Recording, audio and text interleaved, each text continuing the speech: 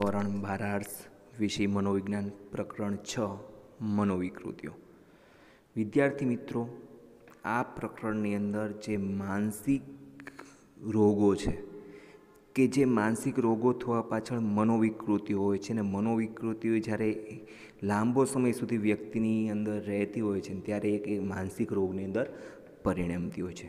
જેમ શારીરિક રોગો છે એવી જ રીતે માનસિક રોગો પણ હોય છે.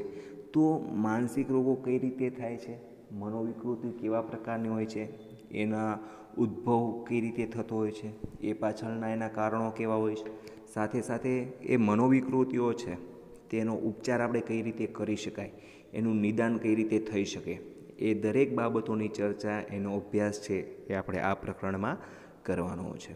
તો આ પ્રકરણમાં આપણે એની પ્રાસ્તાવિક બાબતો જોઈએ. માનવીની જરૂરિયાતો, અપેક્ષાઓ, આકાંક્ષાઓ અમર્યાદિત છે. બરાબર કે ભાઈ, માનવીની જે જરૂરિયાતો છે, એની અપેક્ષાઓ છે, આકાંક્ષાઓ કે એના જે સ્વપ્નો છે, તો એ અમર્યાદિત છે કે ક્યારેય પૂર્ણ થતી નથી. જેવી એની જરૂરિયાત પૂર્ણ થશે એ ભેગી જ એની જરૂરિયાતો છે એ વધતી જશે, કારણ કે કોઈ દિવસ માનવી છે એની જરૂરિયાત ક્યારેય પૂર્ણ થતી હોતી નથી. જ્યારે તેને સંતોષવાના માધ્યમો, સાધનો અને પ્રસંગો ખૂબ જ ઓછા જોવા મળે છે. એટલે કે એને સંતોષવાના જે માધ્યમો છે, સાધનો છે, કે કઈ રીતે સંતોષી શકાય એવા પ્રસંગો છે એ ખૂબ જ ઓછા જોવા મળે છે. એટલે કે એ ભાગ્યે જ એ પોતાની જરૂરિયાતો અને આકાંક્ષાઓ સંતોષી શકે એવું ભાગ્યે જ બનતું હોય છે. માનવીય જીવનમાં સુખ દુઃખ, ચડતી પડતી, હાર જીત વગેરે પરસ્પર વિરોધી પરિસ્થિતિનો સામનો અવારનવાર કરવો પડતો હોય છે. બરાબર, માનવીના જીવનની અંદર જેમ કે સિક્કાની બે બાજુ હોય છે, એવી જ રીતે જીવનની અંદર સુખ પણ હોય, દુઃખ પણ આવે, ચડતી પણ થાય અને પડતી પણ થાય, હાર જીત વગેરે પરસ્પર વિરોધી પરિસ્થિતિઓનો છે સામનો માનવીએ પોતાના જીવનની અંદર અવારનવાર છે એ કરવો પડતો હોય છે. માનવીનો સમય ક્યારેય એક સરખો રહેતો હોતો નથી. અપેક્ષાઓથી વિરુદ્ધ દુઃખદ કે વિષમ પરિસ્થિતિમાં પોતાના આવેગો, લાગણીઓ પર નિયંત્રણ ગુમાવતા વ્યક્તિ પોતાના વર્તનની સાહજિકતા અને સાધારણતા ગુમાવે છે. એટલે કે ભાઈ, અપેક્ષા વિરુદ્ધ છે, દુઃખદ કે વિષમ પરિસ્થિતિની અંદર કે વિરોધી પ્રકારની પરિસ્થિતિની અંદર માનવી છે એ પોતાના આવેગો અને લાગણીઓ પર નિયંત્રણ ગુમાવતા, બરાબર, પોતાના આવેગો અને પોતાની જે લાગણી છે એના ઉપર નિયંત્રણ ગુમાવતા વ્યક્તિ છે એ પોતાના વર્તનની સાહજિકતા અને સાધારણતા ગુમાવે છે. એટલે કે એનું જે વર્તન છે એ સાહજિક અને સાધારણ રહેતું નથી, એ પોતે ગુમાવી ચૂકે છે. એટલે કે વ્યક્તિનું જે વર્તન હોવું જોઈએ એવું વર્તન રહેતું નથી હોતું, ને એ વર્તનની અંદર ઘણે અંશે છે તે બદલાવ જોવા મળતો હોય છે. વ્યક્તિના જીવનમાં જોવા મળતી અસાધારણતાનો અભ્યાસ અસાધારણ મનોવિજ્ઞાનમાં કરવામાં આવે છે. બરાબર, વ્યક્તિના જીવનની અંદર જે અસાધારણતા જે જોવા મળે છે એમ આખી મનોવિજ્ઞાનની એક શાખા છે કે જે શાખા અસાધારણ મનોવિજ્ઞાન તરીકે ઓળખાય છે. ને અસાધારણ મનોવિજ્ઞાન છે એની અંદર જે વ્યક્તિનું અસાધારણ વર્તન હોય છે એની અંદર એનો અભ્યાસ કરવામાં આવે છે, જેમાં મનોવિકૃતિના ઉદ્ભવ માટે જવાબદાર કારણો તેમજ ઉપચારને દર્શાવવામાં આવે છે. એટલે કે ભાઈ, એની અંદર શું હોય છે કે ભાઈ, મનોવિજ્ઞાનની અંદર જે વિકૃતિઓ છે, જે મનોવિકૃતિઓ છે એનો ઉદ્ભવ અને એને માટે જવાબદાર જે કારણો છે તેમજ એને ઉપચારને ખાસ દર્શાવવામાં આવે છે. વૈશ્વિક સ્તરે જેવી રીતે WHO સંસ્થા શારીરિક સ્વાસ્થ્ય સાથે સંકળાયેલ છે, તેવી જ રીતે APA અમેરિકન સાયકિયાટ્રિસ્ટ એસોસિએશન માનસિક રોગોના નિદાન ઉપચાર સાથે સંકળાયેલ છે. બરાબર, વૈશ્વિક સ્તરે જોઈએ તો ભાઈ WHO સંસ્થા છે, તો વર્લ્ડ હેલ્થ ઓર્ગેનાઇઝેશન કે જે શારીરિક સ્વાસ્થ્ય સાથે સંકળાયેલી વૈશ્વિક સ્તરની સંસ્થા છે. તેવી જ રીતે અમેરિકન સાયકિયાટ્રિક એસોસિએશન, એટલે કે જેને APA આપણે તરીકે ઓળખીએ છીએ, તે માનસિક રોગોના નિદાન અને ઉપચાર સાથે સંકળાયેલ છે. બરાબર, માનસિક રોગો કેવા હોય, એનો ઉપચાર કઈ રીતે કરી શકાય, કઈ રીતે એનું નિદાન થાય, એની સાથે APA છે એ સંકળાયેલ છે. વર્તમાન સમયમાં મનોરોગોને તેના વિવિધ લક્ષણો અને તેની સમય અવધિને આધારે વર્ગીકૃત કરવામાં આવે છે. એટલે કે વર્તમાન સમયમાં જોઈએ તો મનોરોગોને ખાસ તેના જે વિવિધ લક્ષણો, એટલે કે મનોરોગના જે લક્ષણો છે સાથે તેની સમય અવધિ કે કેટલા સમય સુધી વ્યક્તિની અંદર એ ટકી રહે છે તેને આધારે ખાસ મનોવિકૃતિઓ, મનોરોગો છે એને વર્ગીકૃત કરવામાં આવે છે. આ પ્રકરણમાં આપણે માનસિક રોગોના વર્ગીકરણ વિશે માહિતી મેળવીશું. બરાબર, આ પ્રકરણની અંદર જે માનસિક રોગોનું વર્ગીકરણ જે છે એમના વિશે અહીંયા માહિતી મેળવવાની છે. તેમજ માનસિક રોગ માટે જવાબદાર જૈવિક, સામાજિક અને માનસિક ઘટકોથી પણ માહિતગાર થઈશું. બરાબર, તો આ પ્રકરણની અંદર આપણે માનસિક રોગોના વર્ગીકરણ સાથે માહિતી મેળવીશું. સાથે માનસિક રોગ માટે જે જવાબદાર જૈવિક કારણો છે, ઘટકો છે, સામાજિક ઘટક છે, તેમજ માનસિક ઘટકથી પણ આપણે માહિતગાર થઈશું કે ભાઈ માનસિક રોગો થવા પાછળ કયું પરિબળ જવાબદાર છે, કયું ઘટક જવાબદાર છે, એના વિશે પણ આપણે અભ્યાસ આ પ્રકરણમાં કરવાનો છે. હવે આપણને પ્રશ્ન એમ થાય કે ભાઈ અસાધારણ વર્તન એટલે શું, એટલે કે what is the abnormal behaviour, એટલે કે ભાઈ અસાધારણ વર્તન કોને કહેવાય, અસાધારણ વર્તન એટલે શું, તો એ પહેલાં આપણે સમજવું પડે. તો એની વ્યાખ્યાઓ પહેલાં જોઈએ. વ્યક્તિના અસાધારણ વર્તનને સમજવા માટે સૌપ્રથમ સાધારણ અને અસાધારણનો અર્થ સમજવો જરૂરી છે. બરાબર, વ્યક્તિના વર્તનને સમજવા માટે આપણે સૌપ્રથમ છે તે સાધારણ અને અસાધારણનો અર્થ છે એ સમજવો ખાસ જરૂરી છે. સાધારણને અંગ્રેજીમાં નોર્મલ કહે છે અને નોર્મલ શબ્દ લેટિન ભાષાના નોર્મા શબ્દ પરથી બનેલો છે. બરાબર, સાધારણ શબ્દને અંગ્રેજી ભાષાની અંદર અંગ્રેજીમાં એને નોર્મલ કહેવામાં આવે છે ને જે નોર્મલ શબ્દ છે એ લેટિન ભાષાના નોર્મા શબ્દ પરથી બનેલો છે. એટલે કે નોર્માનો અર્થ એવો થાય છે કે સુથારની માપપટ્ટી. નોર્મા શબ્દનો અર્થ એવો થાય છે સુથારની માપપટ્ટી. સુથારની માપપટ્ટી એ આદર્શ માપનું સાધન ગણાય છે. બરાબર, સુથારની જે માપપટ્ટી હોય છે એ આદર્શ માપનું સાધન છે એને ગણવામાં આવે છે ને જેનું માપ પ્રમાણ આદર્શ માનવામાં આવે છે. એટલે કે એનું માપ પ્રમાણ જે છે એને ખાસ આદર્શ માનવામાં આવે છે. આથી એવું કહી શકાય કે ભાઈ સર્વ સ્વીકૃત ધોરણોની આદર્શ સ્થિતિ એટલે નોર્મલ. બરાબર, સર્વ સ્વીકૃત એટલે કે દરેક બાબતો દરેક જગ્યાએથી જેને સ્વીકૃતિ મળે, જેનો સ્વીકાર થતો હોય એવા ધોરણોની જે આદર્શ સ્થિતિ છે એને નોર્મલ એવું કહી શકાય. અસાધારણ માટે અંગ્રેજીમાં એબનોર્મલ શબ્દ પ્રયોજવામાં આવે છે. બરાબર, અસાધારણ માટે અંગ્રેજીની અંદર છે તે એબનોર્મલ એવો શબ્દ પ્રયોજવામાં આવે છે. તો ભાઈ એબનોર્મલ જોઈએ તો એને આપણે છૂટા પાડીએ તો એબ વત્તા નોર્મલ. એબનો અર્થ થાય અવે ફ્રોમ એટલે કે નાથી દૂર, અને નોર્મલ કે જેનો અર્થ થાય છે સાધારણ. એટલા માટે અસાધારણ એટલે જે સાધારણથી દૂર છે તે. સામાન્ય અર્થમાં શું કહેવાય કે ભાઈ અસાધારણ એટલે જે સાધારણથી દૂર છે તે. ટૂંકમાં જે સાધારણથી દૂર છે તે એને અસાધારણ એવું કહેવાય. Abnormal means to away from normal. બરાબર, કયા વર્તનને સાધારણ અને કયા વર્તનને અસાધારણ ગણવું તે સ્પષ્ટપણે કહેવું મુશ્કેલ છે. બરાબર, કારણ કે સાધારણતા અને અસાધારણતા સાથે ઉંમર, જાતિ, સંસ્કૃતિ વગેરે પરિબળો સંકળાયેલા છે. બરાબર, હવે કયા વર્તનને આપણે સાધારણ કહેવું અને કયા વર્તનને અસાધારણ કહેવું તેવું આપણા માટે સ્પષ્ટપણે કહેવું છે તે ખૂબ જ મુશ્કેલ છે, ખૂબ જ અઘરું છે. કારણ કે સાધારણતા અને અસાધારણતા સાથે જોઈએ તો ઉંમર છે, જાતિ છે, સંસ્કૃતિ છે વગેરે પરિબળો સંકળાયેલા હોય છે.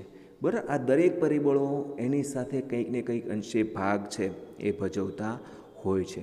દાખલા તરીકે શાળાએ જતાં નાના બાળકની પેન્સિલ ખોવાઈ જાય ત્યારે તે ધમપછાડા કરે, મોટેથી રડે, તે જ પેન્સિલ માટે જીદ કરે, તે કેટલેક અંશે સાધારણ કહી શકાય. પરંતુ આ પ્રકારનું વર્તન જો 25 વર્ષની વ્યક્તિ પોતાની પેન ખોવાતા કરે તો તે અસાધારણ ગણાય. બરાબર, નાનો બાળક છે એ શાળાએ જતું હોય ને શાળાએ જતી વખતે કોઈ પણ પ્રકારની પેન્સિલ ખોવાઈ જાય તો એ બાળક મોટેથી રડવા લાગે, ધરમપછાડા કરે અને એવો જ આગ્રહ રાખે કે મારે એ જ પેન્સિલ જોઈએ. બરાબર, નવી પેન્સિલ કદાચ આપો તો એ નવી પેન્સિલ સ્વીકારશે નહીં, પણ મારી જ પેન્સિલ જોઈએ એવો આગ્રહ રાખે તો એનું જે આ વર્તન છે એ ઘણે અંશે સાધારણ વર્તન ગણાય. કારણ કે એની ઉંમર પ્રમાણે એ વર્તન એનું યોગ્ય વર્તન છે. પરંતુ આ પ્રકારનું જ વર્તન જો 25 વર્ષની વ્યક્તિ હોય, પુખ્ત વયની વ્યક્તિ છે અને એ વ્યક્તિ જો પોતાની પેન ખોવાઈ જતાથી આવા પ્રકારનું જો વર્તન કરશે તો એ વર્તન છે તે અસાધારણ વર્તન ગણાશે. બરાબર, એ વર્તન છે તે અસાધારણ વર્તન ગણાય છે. તો અહીંયા કયું ઘટક જોવા મળ્યું? તો અહીંયા ઉંમરનું ઘટક જોવા મળ્યું. ખાસ ઉંમર પ્રમાણે છે તે સાધારણ અને અસાધારણ આપણે નક્કી કરી શકીએ છીએ. તો અહીંયા એ વ્યક્તિનું જે વર્તન છે એ અસાધારણ વર્તન ગણી શકાય. સામાન્ય રીતે સાધારણ વર્તન જે તે સમાજ, સંસ્કૃતિ કે ઉંમરના તબક્કામાં સામાજિક ધોરણો અને સામાજિક અપેક્ષાઓને અનુરૂપ હોય તેમજ પોતાના વાતાવરણ સાથે અનુકૂલિત હોય તેને કહેવામાં આવે છે. બરાબર, સામાન્ય રીતે જોઈએ તો ભાઈ સાધારણ વર્તન છે તે જે તે સમાજ છે, સંસ્કૃતિ છે કે ઉંમરના તબક્કામાં છે તેના સામાજિક ધોરણો છે, તો સોશિયલ નોર્મન્સ અને સામાજિક અપેક્ષાઓ કે ભાઈ સોશિયલ એક્સપ્રેશનને છે ખાસ અનુરૂપ હોય છે, તેમજ પોતાના વાતાવરણ સાથે અનુકૂલિત હોય. બરાબર, પોતાના વાતાવરણ સાથે અનુકૂલિત હોય છે તેને ખાસ કહેવામાં આવે છે. આનાથી વિરુદ્ધ એટલે કે સામાજિક ધોરણો અને અપેક્ષાઓથી વિપરીત અને કુસમાયોજિત વર્તનને અસાધારણ વર્તન તરીકે ઓળખવામાં આવે છે. એટલે કે આનાથી વિરુદ્ધ પ્રકારનું કે ભાઈ સામાજિક ધોરણો અને અપેક્ષાઓથી વિપરીત, એનાથી કંઈક વિરોધી પ્રકારનું તેમજ કુસમાયોજિત વર્તનને છે તે ખાસ અસાધારણ વર્તન તરીકે છે એ ઓળખવામાં આવે છે. અસાધારણ વર્તન અંગે કેટલાક મનોવૈજ્ઞાનિકોએ વ્યાખ્યા આપવાનો પ્રયાસ કર્યો છે જે નીચે આપેલી છે.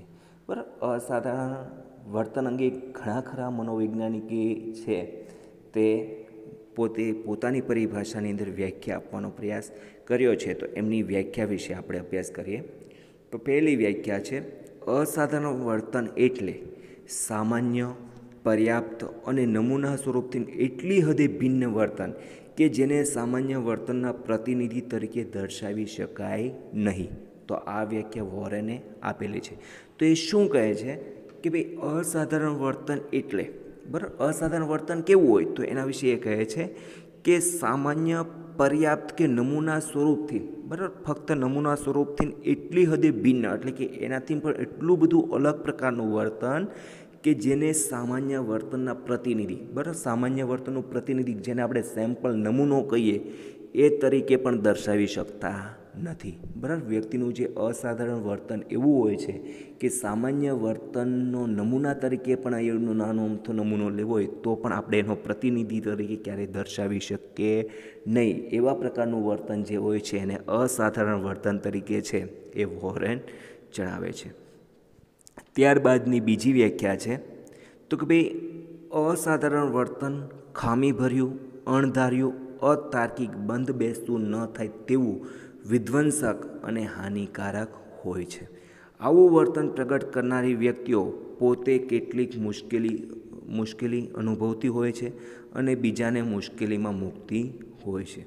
બરાબર, તો કે ભાઈ અસાધારણ વર્તન છે એ ખામીભર્યું હોય, અણધાર્યું હોય, આકસ્મિક હોય, તેમજ અતાર્કિક અને બંધ બેસતું ન થાય તેવું. બરાબર, અતાર્કિક, અયોગ્ય પ્રકારનું ને કંઈ બંધ બેસતું ન હોય, કંઈક અલગ પ્રકારનું, અને વિધ્વંસક, કાંઈક વિરોધી પ્રકારનું અને હાનિકારક કે નુકસાનકારક હોય છે.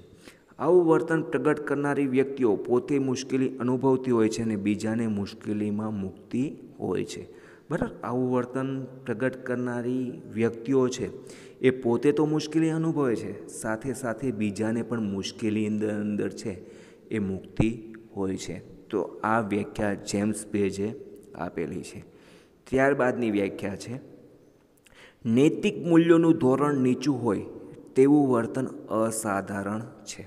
બરાબર, નૈતિક મૂલ્યો જે છે એનું ધોરણ જે નીચું હોય, એટલે કે નૈતિક ધોરણો કરતાં કંઈક અંશે નીચું, કંઈક અંશે અયોગ્ય પ્રકારનું હોય તો તેવું વર્તન છે એ અસાધારણ વર્તન છે.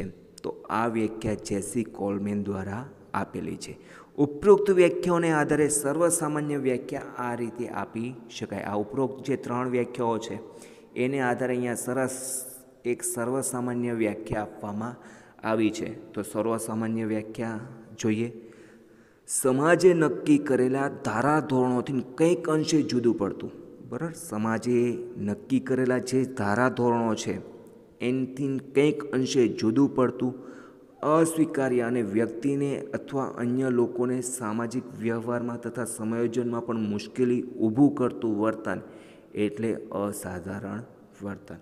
બરાબર કે ભાઈ સમાજે નક્કી કરેલા જે ધારાધોરણો છે એના કરતાં પણ કંઈક અંશે જુદું પડતું, એનાથી કંઈક અંશે અલગ પડતું, અસ્વીકાર્ય અને વ્યક્તિએ અથવા અન્ય લોકોને સામાજિક વ્યવહારમાં તથા સમાયોજનમાં પણ મુશ્કેલી ઊભી કરતું વર્તન એટલે અસાધારણ વર્તન. એટલે કે અસ્વીકાર્ય કે જેનો સ્વીકાર ન થઈ શકે, તેમજ વ્યક્તિએ અને અથવા અન્ય લોકોને સામાજિક વ્યવહારમાં, જે સામાજિક વ્યવહારો છે તેમાં તેમજ સમાયોજનમાં પણ મુશ્કેલી ઊભી કરે, સમાયોજનની અંદર પણ ખલેલ ઊભી કરે તેવા પ્રકારનું વર્તન એટલે અસાધારણ વર્તન. તો આ વ્યાખ્યા હતી એ સર્વસામાન્ય વ્યાખ્યા હતી. તો વિદ્યાર્થી મિત્રો, આ વિડીયો લેક્ચરની અંદર આપણે આટલા સુધી અભ્યાસ કરીએ છીએ. આવતા વિડીયો લેક્ચરથી આપણે જે વર્ગીકરણ છે કે ભાઈ DSM ક્યારે ક્યારે પ્રકાશિત થયા, સાથે મનોવિકૃતિઓ જે છે તેનું